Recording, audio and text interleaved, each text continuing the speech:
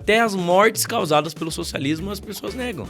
O socialismo matou muito mais gente do que o nazismo, por exemplo. O primeiro, o poder mais importante que as pessoas devem focar e infelizmente não focam é o poder legislativo. É o poder que cria as leis. É dali que parte todos os outros poderes. Eu não preciso que o Estado resolva tudo pra mim. Eu preciso que ele pare de tirar tanto dinheiro de mim através dos impostos e deixe o dinheiro comigo pra eu resolver a minha vida. É essa a lógica.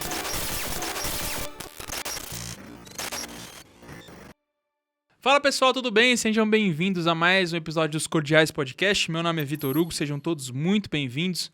Vamos falar aqui um pouquinho hoje sobre política, que é um assunto que nem sempre todo mundo está interessado em ouvir, mas é sempre muito bom disseminar. Estamos aqui novamente na Workflow Studios, lembrando que estamos nas plataformas de áudio, Amazon, Apple Podcasts, Spotify, Deezer, entre outros, e também aqui no YouTube. Então, deixa o seu likezinho e se inscreve no nosso canal também. Assim, toda vez que a gente soltar vídeo novo, vocês vão saber. Tô aqui com o Lucas Pavanato, tudo bem? Prazer. Cara, por incrível que pareça, Lucas é o nome que mais passou por aqui. Já foram 5 ou 6 episódios de Lucas. Bom, Lucas Pavanato, nosso amigo aqui, coordenador de liderança do Novo, ativista político, também liberal, tá sempre falando de diversas coisas aqui, tá sempre com o Holiday, estudante de administração. E hoje a gente vai bater um papo com ele aqui como tirar a burocracia que existe hoje no Estado, tudo isso que gera vários ônus para várias empresas. A gente vai tocar umas pautas aqui talvez um pouco mais polêmicas em relação à esquerda e direita e tal. Um cara muito estudado, chegou aqui lendo o livro dele aqui.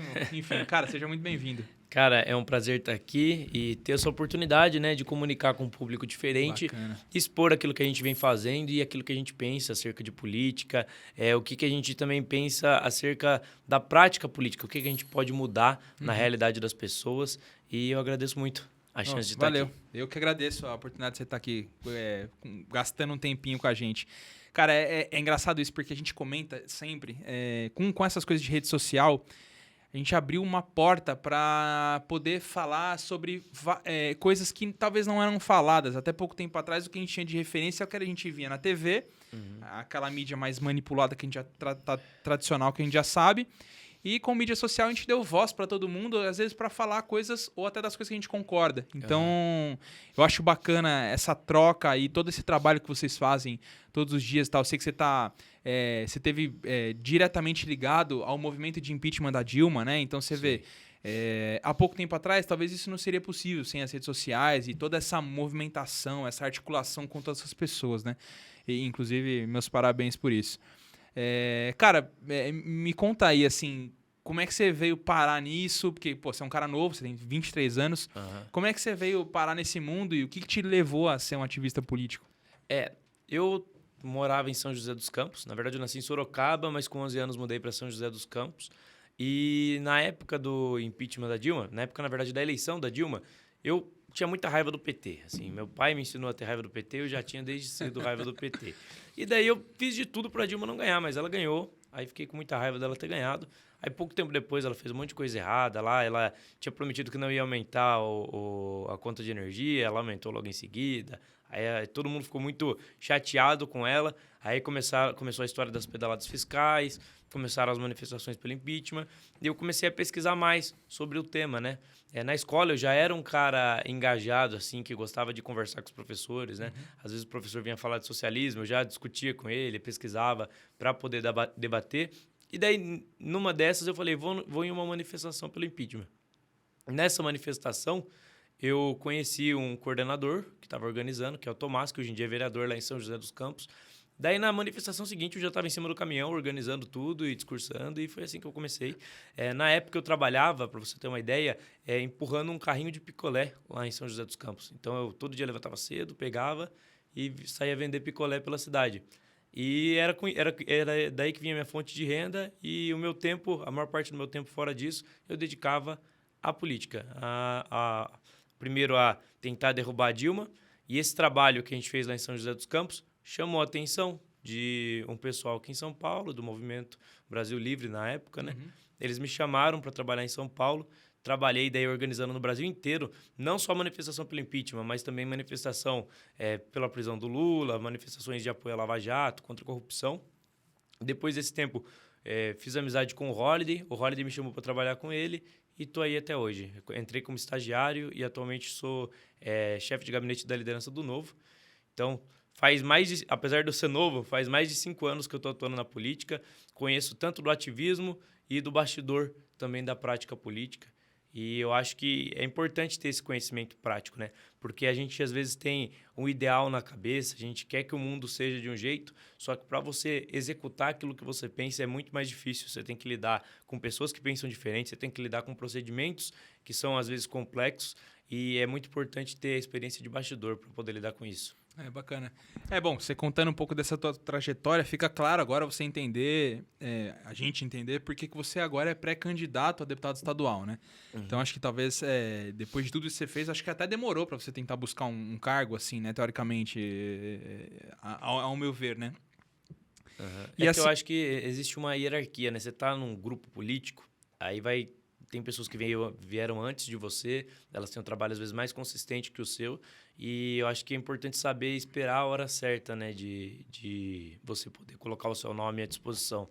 E eu sempre esperei, eu trabalhei sempre pelos outros, né? Eu organizei até hoje, acho que participei de 3 ou 4 campanhas já. Então, Caramba. Assim, já trabalhei muito pelos outros. Agora eu acho que se der tudo certo, eu pretendo trabalhar por mim. Bacana, não, com certeza vai dar. A gente precisa de gente nova, tá representando um outro lado. A gente via hoje uma polarização muito grande do pessoal da esquerda, né? Mas, infelizmente, da forma com que eles fizeram as coisas, acho que eles queimaram muito e abre espaço pra gente tentar outras oportunidades. Enfim, até vai mais com o viés político da maioria, talvez. O atual presidente e tudo mais, enfim. A minha pergunta é o seguinte: você falou de MBL e você falou sobre o Novo. O que te fez aí seguir mais pro lado do Novo? Assim, o que você vê aí de diferença que fez você tomar essas decisões? O meu elo de lealdade na política, desde que eu vim para São Paulo e comecei a atuar no movimento, sempre foi muito mais com o Holliday. Eu sempre fui próximo dele, a gente sempre esteve juntos em várias ações e até amizade mesmo, sempre tivemos uma proximidade maior. E o Holliday queria ter mais independência para poder defender as pautas que ele achava relevantes.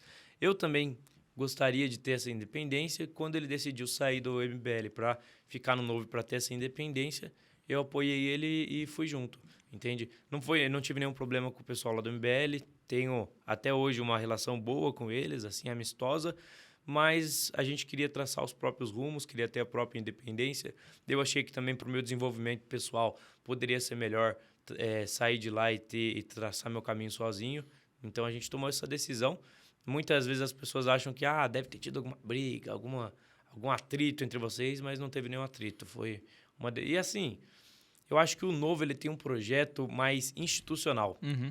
Então, o MBL ele é um movimento ativista. Uhum. Ele é um movimento que está sempre buscando guerras para lutar, está sempre buscando alguma aventura para enfrentar.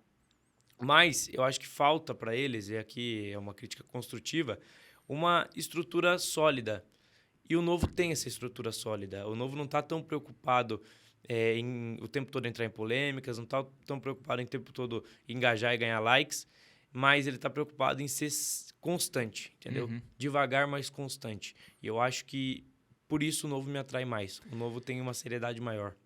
Assim, você falando isso, é basicamente a visão que eu tenho, né? Eu vejo que o MBL, às vezes, ele passa até, talvez, uma coisa, talvez, um pouco mais infantilizada, assim, até pela forma com que eles conduzem e tal. Tipo, até eu sou um cara que eu gosto de brincadeira, de ironia, de diversão, daquela parada mais como que eu posso dizer? Mais dos memes ali. Uhum. Mas eu concordo que na política, querendo ou não, você tem que seguir uma linha talvez um pouco mais sóbria. Também não dá, você não vai conseguir ser grande o suficiente fazendo meme o tempo inteiro. Uhum. Né? Então, eu acho bacana as provocações que o Holliday faz, eu sigo ele na página dele, então um grande abraço pra ele, inclusive. Acho muito bacana, admiro bastante o trabalho dele. E eu acho que é bem por aí mesmo. Eu acho que pelo menos da forma com que eu vejo, é exatamente como você falou. Eu acho que tem que ter um equilíbrio entre engajamento e credibilidade. Exato. Não dá para só querer ter engajamento se você não tiver credibilidade. As pessoas precisam confiar no seu trabalho, elas precisam ver que você tem conteúdo, que não é só blá blá blá, que não é só lacração. Uhum. E eu acho que dentro do MBL, eles são muito bons em ganhar engajamento, mas eu acho que o Novo consegue passar um pouco mais de credibilidade. Não, consegue com certeza absoluta. Até falando sobre MBL, a gente teve aí algumas polêmicas recentes sobre algumas coisas que aconteceram, tanto com o Kim, né, das coisas que ele fez, e também com o Arthur. Você acha que se enfraqueceu demais o movimento deles ou não? Eu acho que afetou, com certeza, mas que é reversível, entendeu? Uhum. Porque nas redes sociais, eu que já estou há algum tempo nisso, a gente percebe que as pessoas esquecem muito rápido as coisas que acontecem. Então, hoje você é odiado, alguns meses depois você já volta a ser amado. É óbvio que, assim, quando chega uma eleição, você tem poucas pessoas que realmente conhecem seu trabalho. Essas pessoas que são mais engajadas e conhecem seu trabalho, elas que vão convencer as outras pessoas, que são a maioria dos votos, a votarem em você. Então, às vezes, por exemplo, lá em São José, quando a gente fez a campanha do Tomás, a gente falava assim, a gente precisa ter 500 eleitores engajados, porque esses 500 vão ganhar os outros votos. A gente focou nisso. No fim, o Tomás teve 5 mil votos. Ou seja, de 500 eleitores engajados que a gente conseguiu transformar... 10. Então, sempre vai ter uma pequena parcela que vai ser mais engajada. Quando chega... Agora, a maior parte do povo não quer saber muito de política. E é o direito deles. Eles estão preocupados com os problemas e com a vida cotidiana. Então, chega na eleição, a pessoa não sabe direito quem é você. Ela vai votar em você por causa que alguém conhece, alguém indicou. E eu acho que por ter tido uma repercussão negativa tão grande que atingiu a massa popular, essas polêmicas recentes do Movimento Brasil Livre, quando chegar na eleição, isso pode ter algum efeito. Porque quando a pessoa recomendar, talvez o povo que viu notícia, viu manchete e só sabe da manchete, pode acabar tendo uma rejeição em votar, entende? Então, algum impacto tem, mas eu acho que ainda eles continuam tendo um trabalho forte e eu acho que eles ainda vão conseguir fazer cadeiras e continuar tendo representatividade aí. Bacana. Espero que sim. Tem pessoas muito boas ali. Sim, com certeza. Você falou de memória curta, né? A única coisa que eu me lembrei aqui foi do livro do Revolução dos Bichos, né? Eu gosto muito do livro, porque é um livro muito simples de entender. Ele faz analogia com bichos ali em relação a capitalismo, socialismo e tal. Ali, até na época ali da União Soviética. Nem era União Soviética, mas na época de Stalin ali, de Lenin e tal. E você falou sobre memória curta. E, cara, é exatamente isso. A gente vê... Cara, tanta coisa bagunçada que aconteceu nesse mundo, velho. E não faz muito tempo, não faz nem 100 anos, faz 70 anos e a galera esquece. Então, por exemplo, né, até recente com essa história de guerra da Ucrânia e tal, alguém falou assim pra mim, nossa, mas esse Zalesky é um puta de um burro, por que ele não entrega logo? É óbvio que o Putin vai tomar um negócio e falar, gente, mas peraí, vocês conhecem a história dos caras? Vocês sabem que os caras passaram na mão do Stalin na época? O cara chega na sua casa e você deixa ele entrar. Exato, isso, exato. Alguém chega aqui, né, fala assim, eu vou matar você e toda a sua família, seus filhos e todo mundo. Você vai catar e falar, tá bom, entra, por favor, toma tudo aí. Fica à vontade. Tipo, cara, não funciona desse jeito, né? Então, esse negócio das pessoas não quererem entender política, eu acho que um ponto até pior, não quererem entender a história do que aconteceu, aceitar qualquer narrativa que alguém conta, simplesmente. E hoje a gente vive muito essa coisa, infelizmente, até dentro das próprias escolas, né?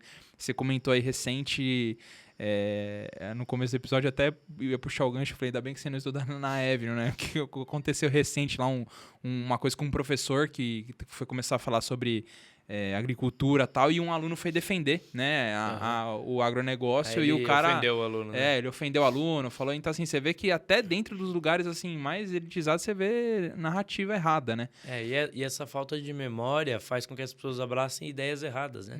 Se você for olhar para o marxismo, para o comunismo em si, é uma ideologia que já é refutada em termos econômicos e em termos práticos. Você tem diversos autores que dedicaram a vida a refutar e mostrar as falhas do marxismo. Você vê a escola austríaca, por exemplo, mostrando o problema do cálculo econômico. Você, dentro de uma economia socialista e centralizada, você não tem um sistema de preços. E sem ter um sistema de preços, não tem como você ter uma organização coerente da oferta e da demanda. E daí você acaba tendo diversos problemas por conta disso. Então, foi refutado nesse campo teórico. Assim, se você ler qualquer livro básico de economia, você vai ver que é uma ideologia absolutamente ignorante. E, em termos práticos, quantas mortes não causou, mas até as mortes causadas pelo socialismo as pessoas negam.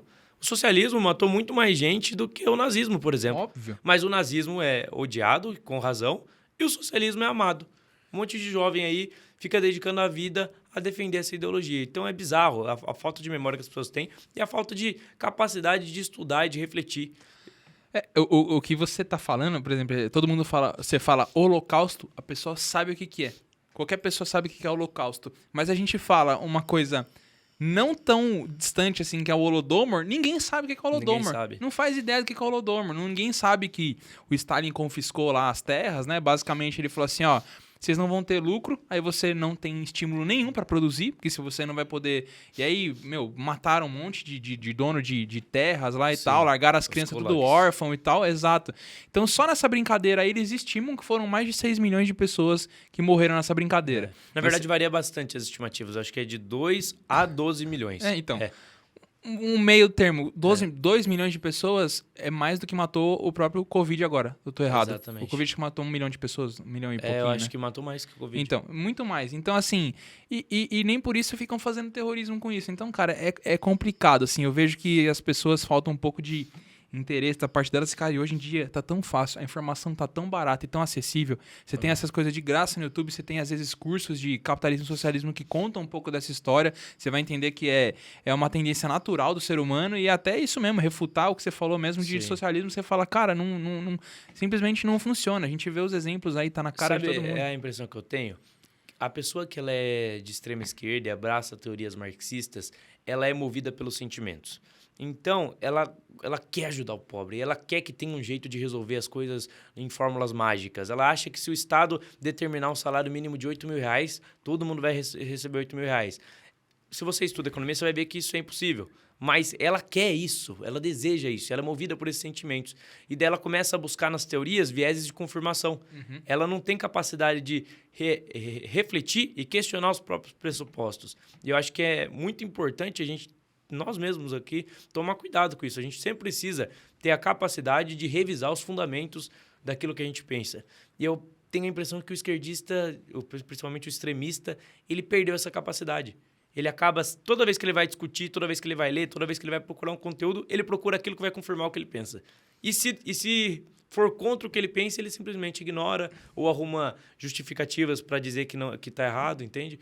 Eu acho que é basicamente isso. São pessoas movidas pelo sentimento e não é só pessoa de esquerda, não, tá? Tem pessoa de direita também movida assim, que são pessoas que são passionais, né? Pessoas que operam pelo estômago, que pensam com o estômago. E na política não pode ser assim. Na política a gente tem que usar a cabeça, tem que ser racional. Até novamente da Revolução dos Bichos que ele fala, né? Que tem as ovelhas. As ovelhas são barulhentas e elas gritam e elas só ficam falando a mesma coisa, assim, em loop infinito. São justamente essas pessoas que existem nos dois extremos. Existem nos dois extremos, tanto a gente vê mais do lado esquerdista, mas também tem agora também do lado da direita, infelizmente, o cara que passa pano pra absolutamente tudo. E, cara, não tem problema você discordar de uma coisa ou outra. Você pode gostar do cara, você não precisa concordar com tudo que ele faz. Cara, e você acha que talvez um problema, ou esse problema, a solução seja basicamente a gente ter mais estudo, assim, a gente ter mais informação, mais estudo de base desde a criança pequena, porque hoje a gente tem, talvez, quando a gente está chegando ali mais no topo do estudo, ali na faculdade e tal, você tenha coisas melhores para você estudar. Mas você acha que essa falta de estudo da sociedade é o que causa tudo isso?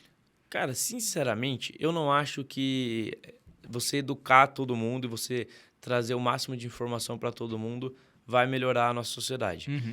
Porque quando começou a ideia de educação universal, que todos defendiam, e eu também defendo, que todo mundo tem que ter direito à educação, eles tinham algumas, principalmente John Stuart Mill e outros pensadores, tinham uma ideia um pouco utópica de que o mundo ia melhorar por completo se você educasse todas as pessoas. E não foi o que aconteceu. Hoje em dia, a média da população é muito mais educada, você tem muito mais pessoas alfabetizadas e as coisas, em muitos aspectos, não melhoraram. É óbvio que em aspectos econômicos melhoraram, mas em outros aspectos não. E eu acho que se você sempre vai ter pessoas que vão se dedicar mais a estudar e a buscar conhecimento. Quando a sociedade dá errado e quando os rumos políticos dão errado, é porque essas pessoas que são mais informadas, que se dedicam a isso, estão falhando. É mais ou menos o sentido de aristocracia, mas é o sentido original da palavra, né? Que seria o governo dos melhores. São as pessoas que se especializam em pensar política, em pensar a sociedade. Pessoas que dedicam... Eu, por exemplo, dedico muito mais tempo da minha vida a pensar esses assuntos. E uma pessoa que está preocupada em ganhar dinheiro, trabalhar, resolver os problemas do dia a dia, pagar a conta, é óbvio que ela não vai ter tempo de pensar nos assuntos que eu penso. E ela não tem obrigação de pensar neles. Eu que tenho que ter a obrigação de me informar, de ter conteúdo e quando ela precisar do meu apoio, dar apoio para essas pessoas, entende? Então, eu acho que sempre vai ter uma massa que não vai conseguir consumir tanto conteúdo e não vai entender tanto de política, mas vão ter pessoas que são especializadas que devem conduzir. Então, se o problema do nosso país hoje em dia é a polarização, é porque essas pessoas que são mais informadas não estão sabendo conduzir as coisas, não estão sabendo guiar as pessoas por onde elas deviam ser guiadas. Eu acho que muitas vezes o que falta talvez seja um pouco mais de discernimento, de poder entender. Assim, a gente vê hoje, as pessoas elegendo muitas pessoas que talvez não vão fazer diferença nenhuma ou vão até piorar o sistema, né? Então, até eu vi recentemente no Ranking dos Políticos, eu vi um podcast com o Ale, o sobrenome dele é complicado, Multilaser lá. Ele estava falando justamente isso, porque a gente tem que focar mais, talvez, na base da política do que às vezes ficar mirando só no presidente. Porque o presidente fez isso, porque o presidente não fez aquilo. E a gente esquece que existe um espaço muito importante aqui que você perguntar para quem que você votou para deputado estadual na última eleição. Ninguém lembra. Não. Ou deputado federal. Você acha que isso talvez seja a grande chave de mudança para a gente na política, para a gente realmente passar projetos melhores e brigar quando os caras forem aprovar um fundão lá eleitoral, talvez? E conseguiram, obviamente. Eu acho que a gente tem que focar em formar base, sim. Porque, pensa comigo, se você tem um presidente, ele vai precisar aprovar os projetos que ele tem no Congresso. E a gente está vendo muito isso lá em Minas Gerais. O Zema, ele tá fazendo um ótimo governo, tal, tudo, mas ele tem muita dificuldade. Como ele não tem muitos representantes ali dentro da Assembleia Legislativa que ajudam ele não consegue passar boa parte dos projetos que ele quer passar, ele não consegue renegociar a dívida que o Estado tem com a União, ele não consegue privatizar empresas, tudo por não ter apoio e respaldo parlamentar. Então, o poder mais importante que as pessoas devem focar e infelizmente não focam é o poder legislativo. É o poder que cria as leis. É dali que parte todos os outros poderes. Um ministro do Supremo Tribunal Federal, ele tem que ser indicado e votado por membros do Legislativo, pelo Senado. Então, até isso é o Legislativo que decide. Só que a qualidade dos nossos legisladores, ela é péssima. É de mal a pior, né? Pessoas sem qualificação alguma para estar lá.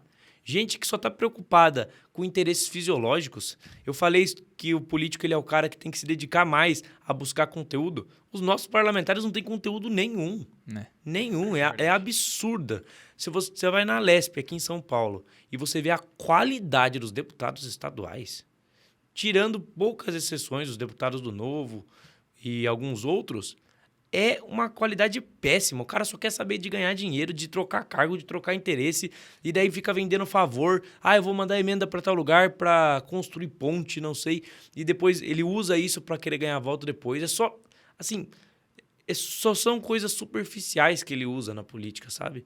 Pessoas que, na prática, o cara tá comprando voto. Porque ele tá mandando dinheiro e tá entregando favores para receber votos em troca. Para receber voto e se perpetuar lá e continuar essa roda gigante dele tá sempre recebendo dinheiro ali, tá sempre tranquilo, porque a gente sabe que, infelizmente ou felizmente, político tem diversas regalias, né? A gente, eles burocratizam muito a vida de todo mundo para pagar o custo dele e de todo o A gente vê até, eu acho que uma grande coisa que o Novo faz e outros também é justamente essa mudança de mentalidade de não precisar, cara, de abrir mão de benefício. O próprio Vinícius Poit veio aqui, ele abre mão de basicamente tudo, né, cara, que eu acho bem bacana e até óbvio, eu também não sei se isso, todo mundo fala, mas é porque o cara já tem uma condição de vida muito boa, ele veio de uma família muito boa, mas eu acho que isso é mais questão de caráter do que simplesmente mas o Poit, por exemplo, ele não tá abrindo mão de salário. Não, eu tô dizendo salário não, mas o marido... Não. Mas assim, as pessoas falam isso como se ele tá abrindo mão do sustento dele. Ele não tá abrindo mão do sustento. O que os políticos mantêm é muito além do que é necessário para sustentar. É muito além. Um parlamentar lá em Brasília, R$33 mil bruto. Por que um cara que ganha R$33 mil bruto precisa de 1 milhão de benesses? 1 milhão de benesses. carro oficial, auxílio para comprar terno, cota parlamentar, 1 milhão de assessores que você tem, o cara nem vai trabalhar. O que mais tem no Brasil é funcionário fantasma. O cara contrata, mas não tem nem espaço, às vezes, no gabinete para comportar tanta gente e deixa o cara ficar em casa, deixa o cara ir fazer outras coisas. Quantos assessores, por exemplo, um deputado estadual tem direito? Cara, eu acho que é 20, mais de 20. Mais de 20. Cada um com salário mais ou menos, só pra gente fazer uma conta por cima aqui. Sei lá, tem noção de quanto um assessor ganha? Deve ter pessoas que ganham entre 6 mil, 7 mil, 8 mil, e deve ter os chefes de gabinete que devem ganhar lá por 15 mil, 14 mil. Ou seja, se ele pode fazer 20, vamos chutar pela base, é que ele teria mais uns 120 mil de verba, certo? Aí ele contrata uns caras, devolve uma parte. Cara, se você for ver, é um puta negócio. Né? Se você for ver por esse lado, tipo, dá pra fazer dinheiro muito fácil, né? Acho que talvez é isso que atraia tanta gente mal intencionada, né? Sem qualificação nenhuma. O cara simplesmente tem um público, move uma massa ali, se elege e ele fica a diferença dos deputados do Novo, dos parlamentares do Novo, é exatamente que eles são eleitos pelas ideias. Você não vai ver deputado do Novo vendendo favor, vendendo obra pública como o grande feito do mandato. Não. O que eles vão vender é que eles defenderam e aprovaram projetos baseados nos fundamentos que a gente acredita, fundamentos liberais, de redução do tamanho do Estado, sempre buscando reduzir impostos. Só que para reduzir impostos, primeiro você precisa reduzir a quantidade de gastos que o Estado tem, a quantidade de responsabilidades que o Estado tem. Aí vai também a importância da desburocratização, você reduzir o tanto de leis inúteis que existem, tirar poder da mão dos políticos e dar poder para o cidadão tomar as próprias decisões. Eu não preciso que o Estado resolva tudo para mim. Eu preciso que ele pare de tirar tanto dinheiro de mim através dos impostos e deixe o dinheiro comigo para eu resolver a minha vida. É essa a lógica. Uma lógica que eu vi recente, que eu achei genial, foi tipo assim... O Estado ele não precisa te obrigar a escovar os dentes todo dia. Isso é uma lei. Todo mundo tem que escovar os dentes todo dia. Aí amanhã o Estado tira a lei. Não é por isso que você vai deixar de escovar o dente, você vai deixar seu dente apodrecer porque o Estado não manda, não faz sentido, né? E falando sobre essas leis malucas, assim, absurdas, assim, quais, assim, algumas que vêm na sua cabeça que são as mais absurdas, assim, você fala, não tem cabimento isso. Eu vou falar das que o Holliday revogou aqui em São Paulo. Ele fez o revogaço. Então, ele revogou mais de 100 leis burocráticas. Inicialmente, era para revogar mais de 1.000. Só que daí você vai revogar uma lei... E o pai de um vereador que está lá foi quem aprovou a lei. Aí o cara se sente ofendido. E ele se sente ofendido de você tirar a lei do pai dele. Ou então, às vezes, era de vereadores que ainda estão na Câmara e eles não queriam que tirasse o projeto deles. Pura vaidade. Aí tem que negociar, ceder, mas a gente conseguiu revogar mais de 100 leis. Uma das leis obrigava o dono de estabelecimentos comerciais a lavar a laranja do jeito certo. Então, você vai numa padaria e pede suco de laranja, e o cara vai lavar a laranja para fazer seu suco, ele tinha que lavar a laranja em movimentos circulares. Se ele não lavasse a laranja assim, ele poderia ser multado. Se eu não me engano, a multa era de R$400. Mas quem sabe o jeito certo de lavar a laranja? Ninguém deve lavar a laranja. Exatamente. Ia chegar um fiscal, ia ver lá, ele lavando a laranja, não lavou do jeito certo, vou te multar. E aí, como é que você discute? Como é que você prova que você lavou a laranja do jeito certo? Então, uma série de leis ridículas. Tem um outro que obrigava a cor da chaminé. Então, nas indústrias, a chaminé tinha que ter uma determinada cor, acho que era cor vermelha, para diferenciar. Qual o sentido? Não sei. Eu até estava falando antes do programa, né? Tem uma lei que eu acho que vem do Ministério do Trabalho que determina o tamanho dos armários nas empresas. Cara, qual a lógica de você determinar o tamanho do armário? O que isso impacta na vida do trabalhador? Sabe? É um Estado... o Estado brasileiro ele é tratado como Deus. Ele tem todo o poder, ele toma todas as decisões, quer ocupar todos os espaços. Mas existem dois problemas quando você tem um Estado assim. Primeiro, as pessoas acabam perdendo a liberdade sem perceber, porque aos poucos elas começam a achar que tudo é o Estado que tem que resolver e elas ficam dependentes desse Estado. E segundo, a chance de democracias se perpetuarem quando o Estado é grande assim é menor. Porque quando o Estado falha, é como se Deus tivesse falhado. Se ele resolve tudo e se ele tem a missão, a competência de resolver tudo, ele deve resolver tudo, e ele acaba não resolvendo, a frustração é muito maior. Agora, quando as pessoas entendem que não é o Estado que tem que resolver tudo para elas, que nós temos que tomar responsabilidade pelas nossas vidas e que o Estado ele tem que ocupar apenas algumas questões específicas, aí elas não vão esperar algo além da competência do Estado. Você vê hoje em dia que o parlamentar ele foi eleito e as pessoas acham que o parlamentar tem que pagar a conta para ele.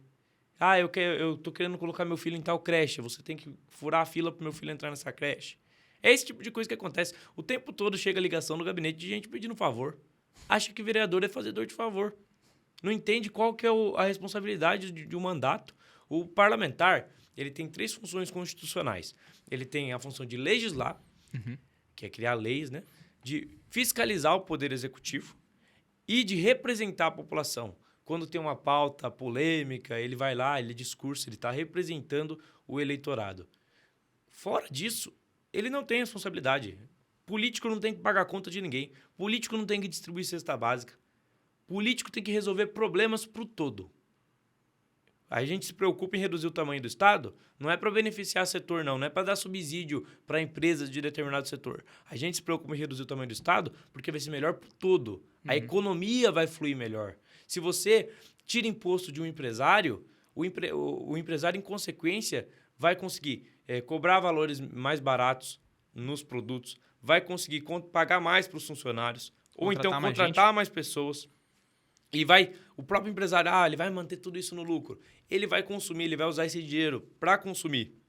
E vai beneficiar toda uma cadeia que também tem outros funcionários. Então, é a mão invisível, né, do mercado, que a esquerda gosta de zoar, do Adam Smith, que é como, mesmo sem ele querer, quando o empresário é egoísta, ele não quer ajudar as pessoas, ele não é caridoso. Mesmo sem ele querer, ele está ajudando as pessoas. A mentalidade das pessoas, por desconhecer elementos básicos da economia, acaba sendo essa. O cara está sentado lá e não tá ganhando, e tá ganhando dinheiro, isso é um absurdo. É engraçado que, assim, eu acho muito engraçado quando rola essa deturpação do negócio, porque, assim, se você catar e falar, sei lá, você pegar pra um esquerdista que defende exatamente isso, que o cara não faz nada, ele não produz nada. É o rentista safado. É rentista safado. Cara, se você falar assim, pô, beleza, então você trabalhou um monte aí, você quer que eu pegue, sei lá, esse dinheiro aí que você ganhou e rentabilize ele, sei lá? Pô, por que você não faz uma renda extra? Põe esse dinheiro que você tá guardando pra...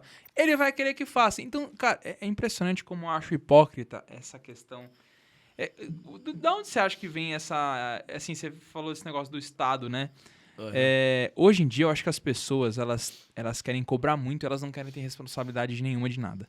Então, as pessoas querem exigir demais. Então, tipo assim, a pessoa vai lá e fala, não, porque eu sou mulher, eu posso fazer o que eu quiser, eu posso sair com quem quiser, eu posso fazer sexo com quantas pessoas eu quiser. Só que se ela ficar grávida, ela não vai querer cuidar do filho. Uhum. Então, assim, tudo que você resolve fazer vai ter uma consequência e, geralmente, vira uma responsabilidade. Por que você acha que a gente está numa sociedade das pessoas quererem, assim, tanto não ter responsabilidade de nada? E jogar tudo, por exemplo, como você falou, na conta do Estado. Não, o Estado paga, o Estado ele fica ligando no gabinete pra você ficar fazendo favor, me coloca lá na creche. Por que você acha que as pessoas seguem essa linha assim? Essa mentalidade de dependência do Estado que o brasileiro tem, ela é muito latina, né? Meio que uma herança cultural que a gente teve. Desde a monarquia, o brasileiro sempre teve essa cultura de dependência, de achar que o político resolve tudo. Já é diferente da mentalidade dos países de origem anglo-saxã, que é o Reino Unido, os Estados Unidos. Eles têm já uma cultura de liberdade mais consolidada.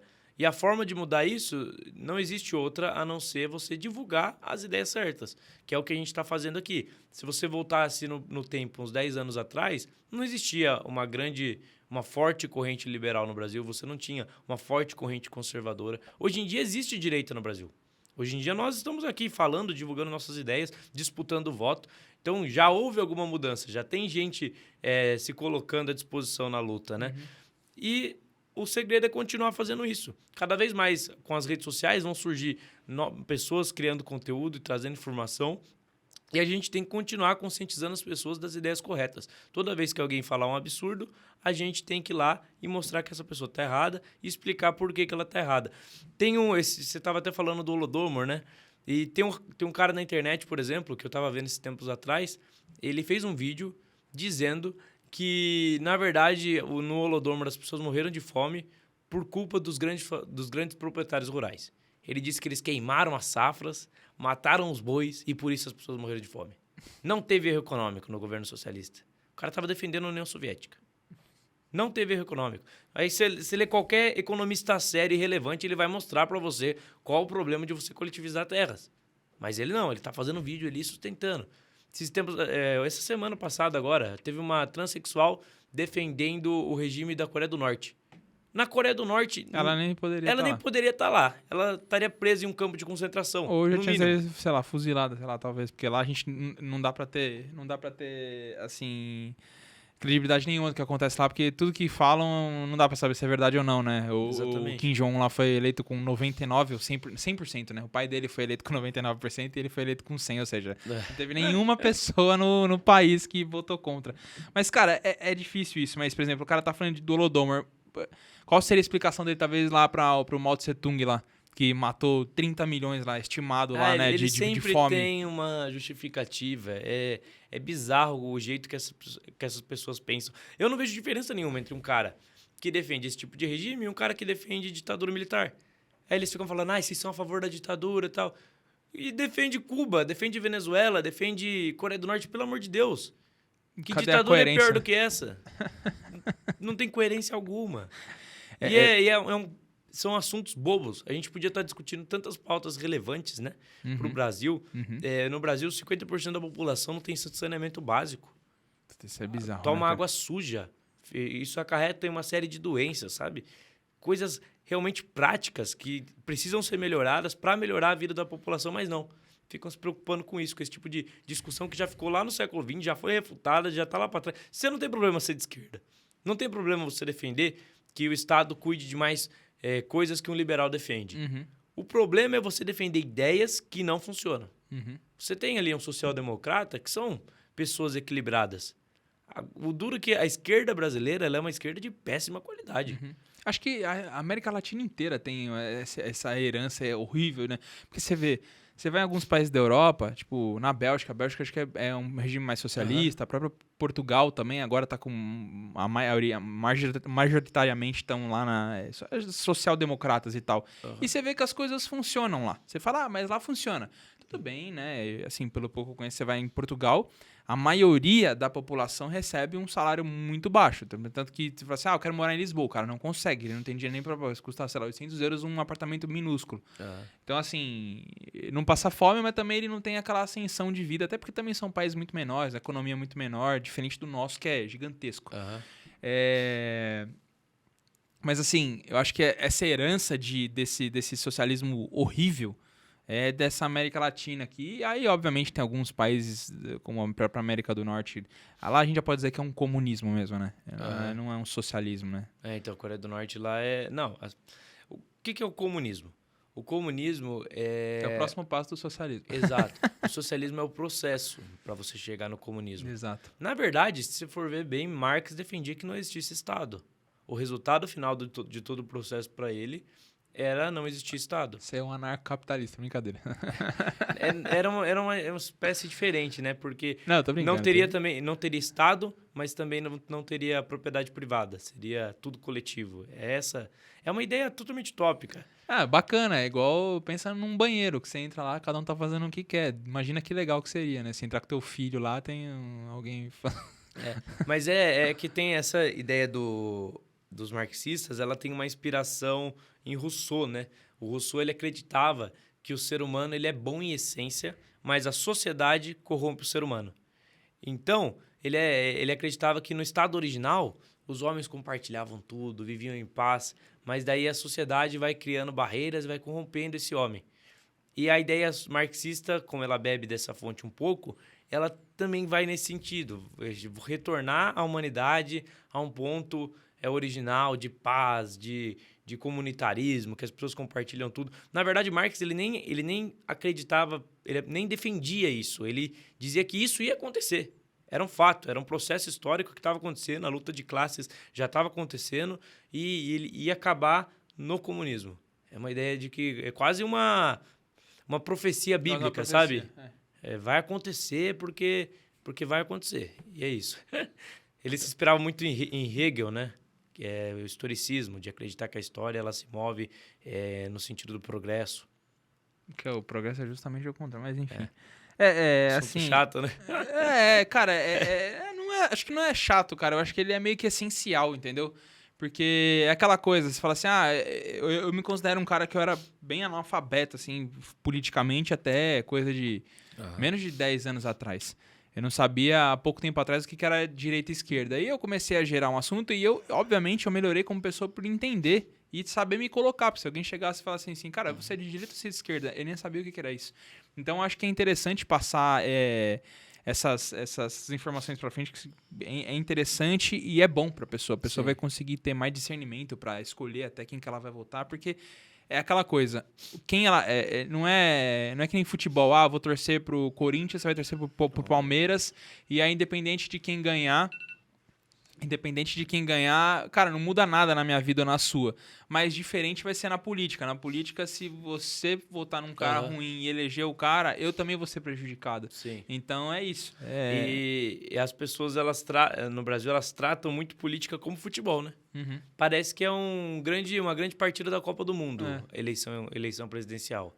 O cara acha, não, eu tô com o meu time aqui. Eu torço pro Bolsonaro, eu torço pro Lula e eu não abro mão. Aí você fala alguma verdade sobre o Lula, por exemplo, o lulista vai comentar lá. Não, meu voto é do Lula, não adianta, você não vai me convencer. Aí por que ele não vai te convencer? Ele não vai ter argumento. Eu não quero te convencer, eu só tô te falando um fato. É uma coisa que aconteceu. É porque é paixão. O cara ele é movido pela paixão. É igual ao futebol mesmo. É uma espécie de lealdade sacrificial. Você não tá nem aí porque o cara vai fazer. O cara pode roubar, o cara pode defender as piores ideias, pode matar pessoas que você vai estar defendendo. É seu time. Você não abre mão do seu time. Então a mentalidade do brasileiro gira muito em torno disso. E política é o exato oposto. Você tem que ser crítico. Você tem que ser cético. O político ele não tá lá fazendo favores para ninguém, não. Ele é pago para fazer o que ele faz. Uhum. Então ele tem que ser cobrado. O político não tem que ser carregado nas costas. Uhum. O político não tem que ser elogiado, ovacionado o tempo todo. A posição do político é uma posição de servo. O político ele tem que servir a população. Ele tem que ver as demandas da sociedade, ver o que é melhor para a sociedade e fazer acontecer. E aí que está a diferença também entre o populista e o estadista. O populista ele é o cara que ele só está preocupado em ganhar a eleição, em manter o poder. Então ele sempre vai falar e fazer o que a massa quer. Agora, o político responsável, ele vê o que realmente deve ser feito e mesmo que a massa não queira, ele vai fazer. Uhum. Porque ele tem um ideal, ele sabe como as coisas devem ser e ele vai guiar a sociedade rumo, no sentido desse rumo. Já o populista não. Ele quer... A única preocupação dele é o interesse pessoal. É a manutenção do próprio poder. E daí você vai ver que, geralmente, o populista, para manter o próprio poder, ele precisa criar inimigos. O Lula, ele precisa do Bolsonaro para existir. E o Bolsonaro precisa do Lula. Né? Porque todas as vezes que você fizer algo de errado, você culpa o inimigo. Você fala, é por causa dos meus inimigos que as coisas estão dando erradas. Então você vê no Revolução dos Bichos mesmo, tem muito disso. E mostra essa situação. Que o governante, ele sempre vai falar que existem inimigos atrapalhando as coisas a acontecer. Uhum. Os inimigos... a economia tá uma porcaria. Não é por minha culpa, não é por culpa da minha gestão. É por culpa dos socialistas, malditos socialistas que estão acabando com tudo. Estados Unidos e Rússia, né? Que foi a vida inteira aquela discussão.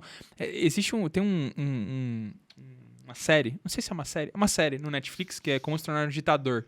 E explica muito bem isso, porque fala de um playbook, né? Como se tornar um tirano. Como se tornar um tirano, exatamente. E fala exatamente isso. Todo ditador, todo tirano, ele sempre tem um inimigo em comum, né? Então, os Estados Unidos estão... Então, por exemplo, a briga, por exemplo, do Fidel Castro era sempre os Estados Unidos. Era o embargo dos Estados Unidos. Então, sempre tinha um negócio para culpar, para disfarçar. Então, é interessante isso. E a gente, aproveitando que está nesse ano eleitoral aí, assim, recentemente eu vi muitas coisas que o Lula falou, um monte de cagada. O Bolsonaro fala muita merda todos os dias, mas eu vi que o Lula andou falando, assim, não sei se ele tá ficando velho, você tá perdendo o filtro, e também porque a gente tá num mundo meio diferente, em que a gente tem que tomar cuidado com quem fala, e ele nunca teve esse cuidado. Ele tá falando muita merda. Você acha que vocês que estão mais lá dentro, como é que tá, assim, o que vocês estão sentindo?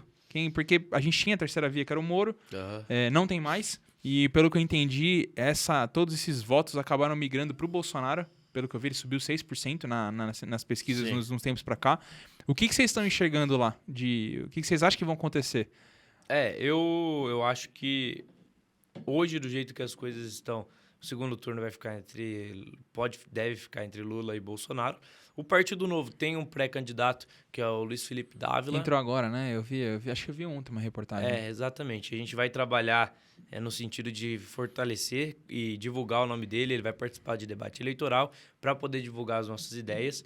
E, assim, sinceramente, é uma situação bem ruim. A gente vai ter um segundo turno bem ruim, um segundo turno muito dividido, de muita briga entre as pessoas.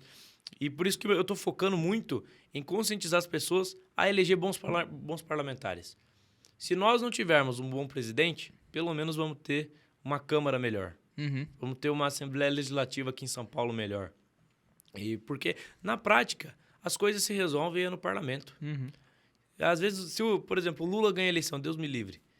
Ele vira presidente do Brasil e você tem uma bancada liberal forte, as coisas ruins que ele quiser passar, quiser aprovar, ele não vai conseguir passar, porque a bancada liberal vai poder frear. Uhum. Agora, se você tem um presidente bom no poder, vai ser importante também ter os deputados, para que as propostas boas dele possam passar. Uhum. Então, o foco tem que estar no legislativo, eleger bons parlamentares. As pessoas precisam começar a estudar melhor aqueles políticos que elas vão votar e, principalmente, votar em quem já fez algo. Votar em quem tem história. Não num cara que caiu de paraquedas. Não votar em alguém apenas pela pessoa ser famosa. Não. Tiririca da vida. Imagina, você tem que ver. Esse cara, ele tem... O bom parlamentar, ele tem que ter... Bom parlamentar não, bom político. Ele tem que ter 3 coisas. Ele tem que ter boas propostas, boas ideias. Ele tem que ter honestidade. Assim, honestidade é fundamental. E ele tem que ter capacidade prática de executar aquilo que ele defende. Se ele não tiver alguma dessas 3 coisas, ele não é um bom político. Ele não é um bom representante. E a gente vê que o político brasileiro, infelizmente, ele não tem boas ideias. A maior parte tem ideias corporativistas, ideias de aumentar o tamanho do Estado. Ele não tem competência prática. Você vê que é muito difícil quando tem uma reforma relevante para o país você passar esse tipo de reforma, porque eles acabam não conseguindo executar. E ele menos ainda tem honestidade. Uhum. A corrupção no Brasil é um mal assim terrível. Desvio, rachadinha, desvio de emenda. Os caras são capazes de desviar dinheiro da saúde. Para mim, um cara que desvia dinheiro de saúde pública, que desvia dinheiro de educação, desvia dinheiro que era para estar indo para garantir a segurança das pessoas. Esse cara é um ser assim desprezível, sabe? É uma coisa muito suja. Você está literalmente ocasionando em morte de pessoas. Uhum. Diretamente. Diretamente. Você está tirando dinheiro que era para estar salvando vidas para enriquecer. O Vinícius comentou que o Vinícius Peixe falou que a cada 5... se você gastar R$1 em saneamento, esse tipo de coisa, você economiza R$5 no futuro em saúde. É tipo um dado bizarro, assim. Você vê que o cara tá realmente tirando vidas mesmo, ou até aumentando o gasto do Estado e de tudo depois no futuro em outras coisas. Deixa eu te perguntar aqui. Vamos lá. Na sua ordem de prioridade, como é que tá? Quais são as reformas que o governo tem que passar para a gente começar a ter uma melhora? Porque assim, hoje a gente vê os preços das coisas, tipo, tudo na tampa. A maioria das pessoas às vezes nem sabe. Fala, tá cada vez se endividando mais. Os que ganham menos falam, não consigo mais, sei lá, comprar carne, tô comendo só carboidrato, não tenho... Proteína tá ficando muito caro. Na tua ordem de prioridade, o que você vê aí para fazer alguma mudança? Quais são... eu acho que o foco deve ser resolver os problemas da nossa economia. Uhum. E daí eu enxergo 2 reformas principais e uma medida que não é necessariamente uma reforma. Primeiro, reforma administrativa. Uhum. O nosso Estado ele é um Estado endividado. Uhum. A dívida pública brasileira, para você pagar ela, você precisaria de 90% do PIB anual do país. Então, é uma dívida grotesca, enorme. E você ter a dívida pública você estar tirando dinheiro do setor produtivo. Por quê? Porque o dinheiro que o governo ele precisa e que ele empresta, era o dinheiro que poderia estar sendo emprestado para os empresários, para aqueles que geram emprego. Uhum. Então, você está prejudicando a produtividade, prejudicando a geração de emprego. A dívida pública brasileira é um mal terrível para a população e para a economia, e as pessoas, às vezes, não têm dimensão disso. O Brasil já não é um país muito produtivo. A gente tem problemas de produtividade. E a gente tem um nível de poupança baixo. Então, a gente já, como as pessoas não poupam, os bancos não têm muito dinheiro para emprestar para o setor produtivo. Uhum. E esses fatores já são extremamente prejudiciais. E, além disso, o nosso Estado é endividado. Drena mais recursos ainda que eram para estar indo para o setor produtivo, desses setores, e acaba indo para o setor improdutivo, que é o setor público. Então, reforma administrativa, vamos cortar gastos do Estado. Segunda reforma tributária.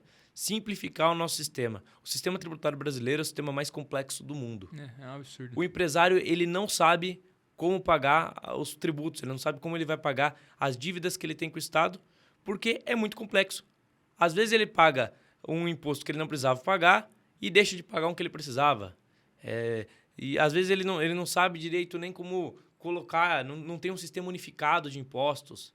Cada estado cobra uma taxa, uma alíquota diferente, Cada aí estado- você teria que emitir a nota aqui, e depois você tem que pedir um reembolso no negócio lá. É uma bagunça, velho. Então é um sistema extremamente confuso e ineficiente. Então precisa de uma reforma para organizar esse sistema.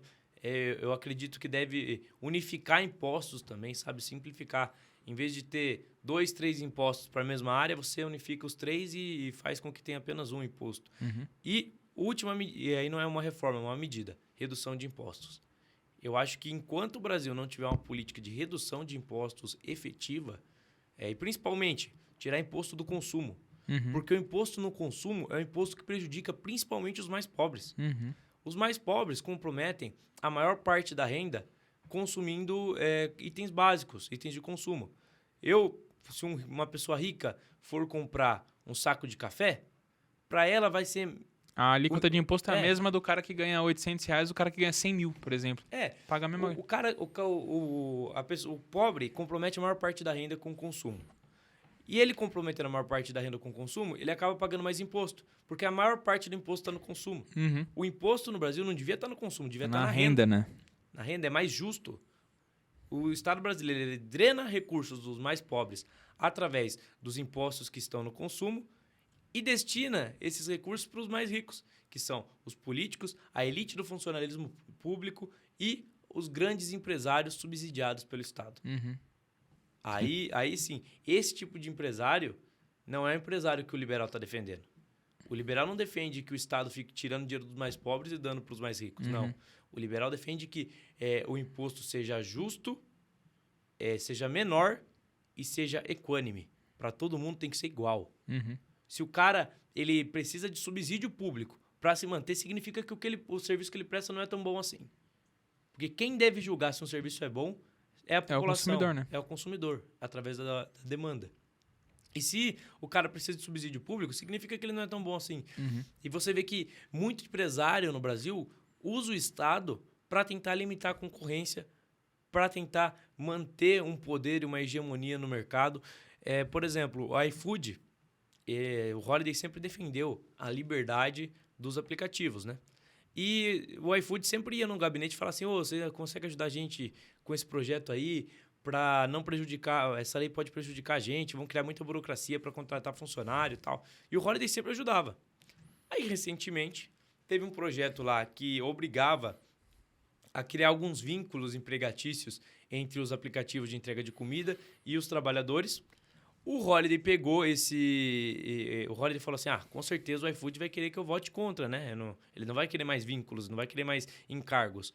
O iFood chegou e falou, não, a gente acha que isso é justo, tem que defender essa lei sim, porque realmente o motoboy deve receber um pouco mais, deve ter algumas garantias e tal. Aí o Holiday ficou sem entender nada, falou, caramba, o iFood está defendendo se prejudicar. Aí ele foi conversar com outros aplicativos e os outros aplicativos falaram, se essas exigências forem criadas, o único aplicativo que vai conseguir se manter é o iFood. Entendi. Mata os pequenos e Você fica só o mata grande. a concorrência e você mantém um monopólio.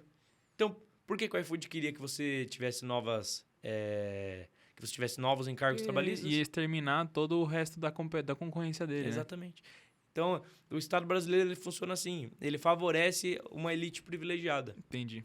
Ele favorece uma elite privilegiada. E a pessoa de esquerda, ela geralmente acha que essa elite privilegiada, ela se favorece através do mercado. Mas, na verdade, não. A elite privilegiada se favorece pela falta de livre mercado. Uhum. Se você tivesse livre mercado e concorrência, a boa parte dos grandes empresários brasileiros estariam quebrados. Sim. E você teria muito mais empresas concorrendo por crescimento, por mão de obra. E também você ter mais concorrência, você ter mais empresas, é bom para o trabalhador. Porque você vai ter empresários concorrendo para ter a mão de obra. Quando você tem poucas empresas, o trabalhador tem pouca alternativa. Quando você tem muitas empresas, o trabalhador tem várias alternativas. Ele pode, o meu patrão não está me pagando bem, eu vou para outra empresa. Concorrente deles. É assim que você resolve os problemas trabalhistas. Uhum. As pessoas acham que se você criar leis, criar normas... Agora, recentemente, teve também a votação do piso salarial para enfermeiros, né? E daí o Partido Novo votou contra. Todo mundo ficou falando, nossa, vocês são terríveis, vocês não querem que o enfermeiro ganhe bem. É óbvio que a gente quer que o enfermeiro ganhe bem. O problema é que se você cria um piso salarial, o cara que acabou de se formar na faculdade, que tem pouca experiência profissional, ele não vai arrumar emprego, ele vai ter dificuldade para arrumar emprego. Entendi. Porque o hospital não vai querer pagar um salário que eles estão querendo estabelecer por um cara recém-formado. Isso aí só vai beneficiar aquele profissional que já está há muito tempo no hospital e que compensa para o hospital pagar a mão de obra dele. Você vai precarizar o serviço dos enfermeiros que já estão contratados, porque se o hospital tiver mais demanda e precisar contratar novos enfermeiros, ele não vai querer contratar. Então, ele vai fazer com que a mão de obra que ele tem trabalhe muito mais. E, além de você gerar desemprego e você acabar prejudicando os enfermeiros já contratados, você aumenta o custo da saúde. A saúde já é um negócio caro. A saúde brasileira, então, nem se fala. E daí você quer estabelecer piso salarial para enfermeiro? Você vai aumentar o custo da saúde. Vai chegar na ponta, vai chegar na pessoa ali que precisa ser atendida e não vai ter mais condição, às vezes, de pagar um convênio. Então, é uma lei que tem boa intenção, mas o resultado é desastroso. Entendi. Cara, deixa eu só fazer uma pergunta. Eu sei que recentemente você se envolveu aí numa polêmica aí com a Manuela Dávila, né? Eu imagino que deve ter vários motivos, mas eu queria saber de você o que rolou aí. Não, eu postei uma foto no Twitter e a foto tava a Manuela, eu acho que é o marido dela e um sobrinho. Só que a cara do sobrinho tava com uma tarja preta, assim, pra não mostrar porque era uma criança, né? E atrás tinha uma estátua da Liberdade. Daí eu escrevi assim... com a Manuela Dávila é assim, socialismo para vocês, capitalismo para mim. Fiz uma ironia. Aí pegaram, tava numa época que estavam vazando coisas sobre a Manuela Dávila nos grupos de WhatsApp, falando ameaças, tal, ofensas. E daí eles pegaram, não sei de onde eles tiraram isso, tentaram me associar com isso que estava acontecendo, de vazar coisas da família dela em grupos de WhatsApp. E falaram, nossa, o Pavanato estimulou a violência contra a Manuela Dávila. Agora eu quero que me mostrem onde está estimulando violência um tweet ironizando ela. Não tem nenhuma violência. Ele expôs uma criança. Tá com uma tarja preta na cara da criança. Ela mesmo já expôs antes de você. E daí o pessoal começou a me xingar no Twitter. Eu cheguei até a pedir desculpa lá e tal. Mas eu processei os jornalistas que divulgaram isso. Processei, tá correndo na justiça, porque eles me caluniaram. Basicamente me caluniaram. Falaram que eu estimulei mensagens de ódio, que eu estimulei violência contra a família dela e não teve isso em momento nenhum. Foi apenas uma ironia. Não, na verdade foi apenas a verdade. É apenas a verdade. Apenas a verdade. É socialista, mas não socializa os próprios recursos. É socialista, mas tem iPhone, tem carro do melhor, usufrui de todos os benefícios do capitalismo. No mínimo hipócrita. E eu tenho o direito de expor essa hipocrisia. Sim. E expor essa hipocrisia não é mensagem de ódio, não é estimular a violência nem nada. É só mostrar a verdade para o eleitor, ainda mais com a Manuela Dávila, que é uma figura pública. Eu tenho total direito de fazer isso. Mas, infelizmente, esse é um dos males das redes sociais. As pessoas pegam a informação pela metade, distorcem completamente. Distorcem e você acaba não tendo muita defesa. Porque, às vezes, o veículo que está falando mal de você é maior do que você. Então, o seu alcance para se defender é menor, é limitado. Só pra gente encerrar aqui, vou te colocar aqui numa saia justa. Assim, enfim.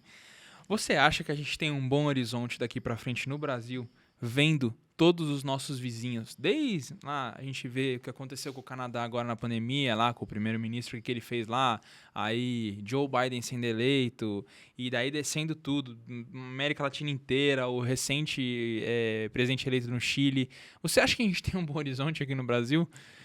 Assim, a gente olhando tudo isso e vendo, eu acabo sendo um pouco pessimista. Eu torço muito que o Brasil dê certo no curto prazo, mas acho que talvez a gente ainda esteja numa curva de conscientização e de evolução. O que você lá... Eu acho que no curto prazo a gente não tem um horizonte positivo, mas no médio e longo prazo a gente tem sim, porque tem ideias liberais e conservadoras que antes não eram comuns no Brasil, florescendo. Cada vez mais você tem influenciadores de direita, cada vez mais você tem políticos de direita, você tem até artistas se assumindo e mostrando que são liberais, que são conservadores. E essa tendência não vai acabar. Ela vai continuar acontecendo. A gente vai continuar conseguindo capacitar cada vez mais pessoas para entender o que a gente pensa. E uma hora isso vai chegar no poder. Vai dar fruto. É o reflexo da sociedade. O político eleito ele é o reflexo do que as pessoas pensam. Então, se a gente ficar conscientizando as pessoas e continuar desenvolvendo esse trabalho, uma hora a gente consegue eleger um presidente realmente liberal. Quem sabe não pode ser um Romeu Zema da vida? Tá fazendo um ótimo trabalho em Minas Gerais. Um cara bem bacana. É um cara muito bom, muito bacana. Diferente. E assim, o novo, ele sempre vai ter essa característica de combater privilégios. Você nunca vai encontrar um parlamentar do novo usufruindo de benefícios que ele não tem direito. E se a gente conseguir ampliar essa mentalidade, que é o que o Holliday conseguiu fazer aqui em São Paulo, por exemplo, no primeiro mandato dele, ele abriu mão dos privilégios e ninguém abria. Ele abriu mão da verba de gabinete e ninguém abria. Já agora, no segundo mandato, tem vários vereadores que também abrem mão de uma parcela, porque eles viram que pegava bem abrir mão de privilégio. Então, pelo exemplo, a gente está conseguindo mudar essa situação. Por exemplo, lá estava acontecendo lá em Brasília algo muito curioso.